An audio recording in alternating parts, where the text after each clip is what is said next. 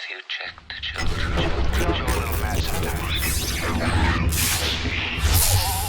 Hi, I'm Chucky. Wanna play? Sometimes that is better. You're gonna need a bigger boat. Howdy folks, welcome back to the Horror Show. I'm Robert Duell. And you got Jaime and Fuego here, and this is another patron exclusive review. These eventually migrate over to our main channel on YouTube, but yes, the first crack at it is from all of you who support the channel. We greatly appreciate, and this is a shout out to Media Kraken, who gave us the submission of none other than Inbred, which is, I think it's almost 10 years old now at this point, 2011? Give or take, yeah. Somewhere around that nature, but yeah, so this, from the trailers, I wasn't feeling it, man. I'm like, oh, Yeah. okay, it's another people out in the boonies and, you know, some, like, inbred-y hicks going after them. But it didn't really give the full-fledged aspect of the dark humor that True. is so prevalent in this. And so, yeah, we usually try to do overall thoughts right off the bat. And I will say, this film surprised me, dude. I actually laughed a lot. It's rife with that dark-as-all-hell humor. It's very gory in certain aspects. And even more so than anticipated as well. The performances on both the ends of the good and the baddies were all solid, and yeah, so props for a big surprise, Media Kraken. This one was enjoyable. What you think, man? No, I'm right there with you. After watching the trailer, I was a little iffy on this one.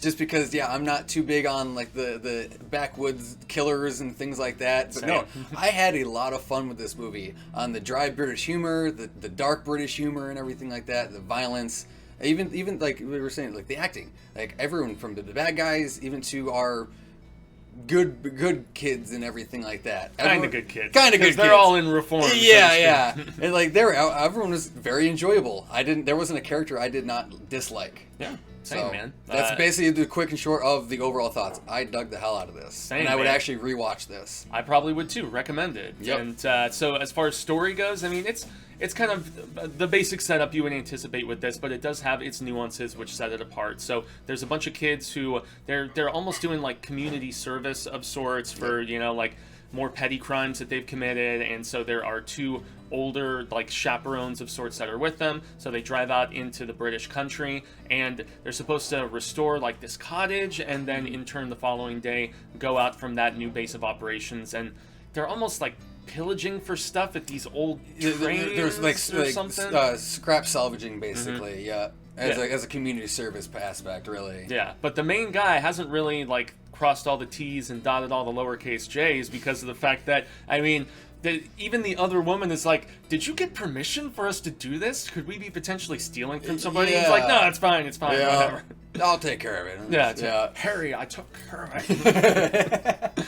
But yeah, so they lead these kids, and two of them are more of the miscreant asshole types, and then there's two others that are more of the sympathetic type. There's a mousy, kind of quiet girl, and then there's the boy who kind of has the crush on her of sorts, who the other two bullies are kind of picking on in this regard. Yep. But yet everybody, even the girl who stays quiet most of the time, she's, as we will segue into acting, she's emotive, and her character is interesting, and the other two are relatively snot-nosed, especially the white British kid who's like a total asshole, total douche nugget. Yeah. He's written well, and he performs it well. Yeah. But trouble really starts when their presence is known to those who live in the area of this rural countryside, and they go to mess with them initially, and then it escalates into what we see in the trailers, which is everything from like a little mini dark carnival of sorts, and torture, exhibitionist craziness, and yeah, it almost felt a lot like some Cradle of Filth videos that I've watched, which makes sense because the guy who directed this movie, he worked on like a half dozen Cradle of Filth music videos. So just the visual aesthetic, as we later get into that, but the more you know. Yeah, dun dun dun. So yeah, I mean, basic setup, but you know, still the way the kills were written and orchestrated, as we'll eventually get into, I thought that was some of the most interesting stuff. But also the humor, man, that's the one thing I think that is the saving grace in a lot of ways, because this could have gone the straight and like very straight-laced route and very lacking in humor, and yet the fact that they did something different with this saved it for me. How about you? Yeah, same. I was actually kind of worried about that too, especially with watching the trailer. And like I said earlier, like I'm not big on like the psycho hillbilly killers and everything like that. So with that little freshness of more humor than I realized it was going to be, even like there's more humor versus like the actual horror. And even the gore is kind of played for laughs at times. Exactly, and it's works very well for the scenes that we have. Yeah. Yep.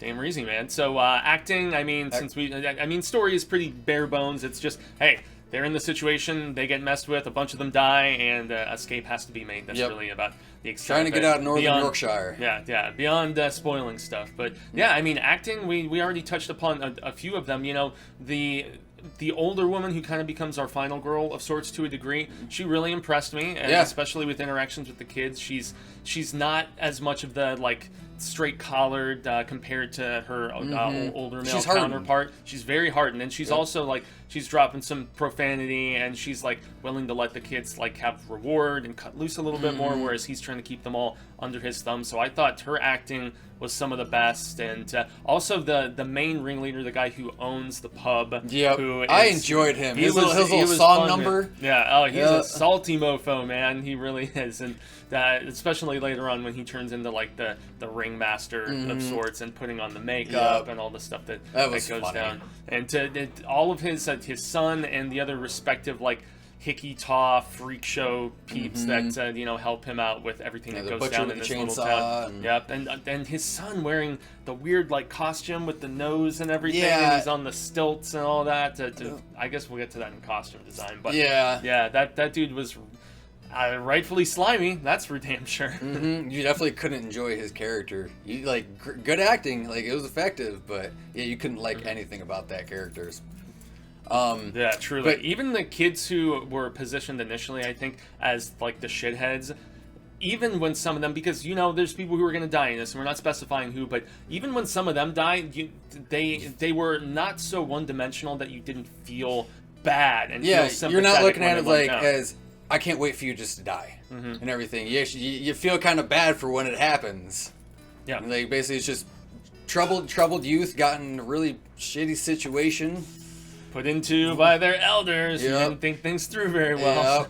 And also that guy was, the main guy who organized this stuff and was kind of in charge, so to speak. He was solid enough, I suppose. Yeah. A little annoying, but he was supposed to be. He's overbearing, overprotective kind of. Exactly. So short-sighted, narrow-minded to a degree in his own right. Very much just trying to keep the kids under his control when he really didn't have much control of the situation from the get-go. So no.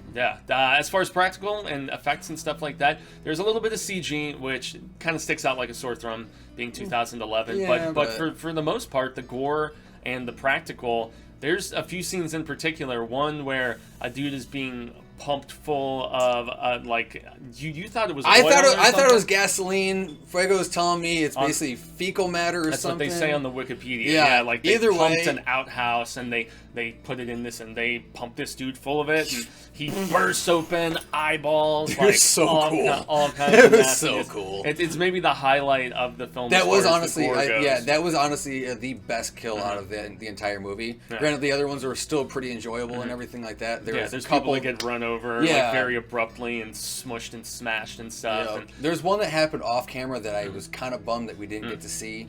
Okay, I'm trying to remember which one. It was towards the end and everything. Oh yes, where they're kind of mobbing the house. His sacrifice basically. Yeah, where he thought that it was going to be one thing. And that's right. Dumbass. Yeah. And also, you have stuff like people falling and getting like shards of like metal stuck in their legs, and you've got bear traps being used on people, and it all looks very realistic and it's very effective. This movie, it's very gory when it goes for it, so props to that for not holding back. Score, there's not really much to mention aside from the fact that we do get regional kind of folk like bar kind of like thumping music. I don't know. I know Flogging Molly is Irish and stuff like that, but it's of that ilk to a degree of like the UK and that sort of stuff that you would be just chanting with like a throng of other people in a pub. That musical sequence you mentioned. Yeah. And don't get me wrong, that song was pretty catchy. It was. It was pretty catchy. And I think they even ended the film with they if did. I remember correctly. Yep. They're walking off in the sunset. The same musical number. It's great. Sound design as well. the tearing of flesh, the crushing of bones at certain instances. I mean, like the puking and gagging. There's also there's that decapitation scene. That was another cool kill in there. That was basically our first introduction. Where you really find out, oh, these people way are worse. bonkers. And which the trailer gives you the impression. So it's not like we're spoiling something in that regard. The trailer basically shows you that they're in a town of like killbillies, hillbillies, at least as far as over on the other side of the pond and stuff. But yeah, I mean the sound design is really good, and it was well shot too. I mean, usually people who segue Especially over for the budget. Yeah, it was very low budget. And I was reading on Wiki that the people in this town that they filmed it were super against a horror film being made there. Really? And Okay. they were like, we don't want people to get the wrong idea that we're like these evil, killer, people living out in the boonies and whatnot. But then when they found out it was more of a black comedy, they were okay with it, and they kind of relented. Nice. But by that point, the film had already got a ton of press anyway, and so yeah, I mean, good for them. Hell I suppose. Yeah. So and also the thing I was going to say is that anytime somebody segues over from music videos into full-on filmmaking, I feel like it's a natural transition. I know David Fincher did it, various other Spike Jonze. I mean, you really kind of sharpen your teeth to that degree, and then when you jump into features, I feel like it just you're a step ahead for sure. What's Rob Zombie's excuse? Hey, I love. No, sorry. I just had to take that shot. I'm sorry, I just had to. I love Lords of Salem. I do too. Honestly, it's a guilty pleasure. I do definitely like that movie. Yeah. Guilty because it sucks. Whoa! Yeah. Off camera. But yeah, guys, I guess that's me and Robert's thoughts on this one. Pleasant surprise, and definitely recommended, I'd say. Most definitely watch that. And if you guys want to become one of our patrons and everything, description is down in the box below. Got tiers every month. Go pick those beautiful little boxes. See what you guys want to get. We do band box. Well, no, we do our boogie box. Boogie box. Yeah, sorry, boogie box every month and everything. So you can sign up for that. Yeah. And don't forget, hit that like and subscribe button. Hit that bell for the notifications. Put it on all, so you get all of them. Yes, see all of our pretty faces. Yes. So that basically about do it. So I've been Robert Duell. Gracias, I've been Jaime and Fuego, peeps. And remember, till next time, Fright fans, stay scared.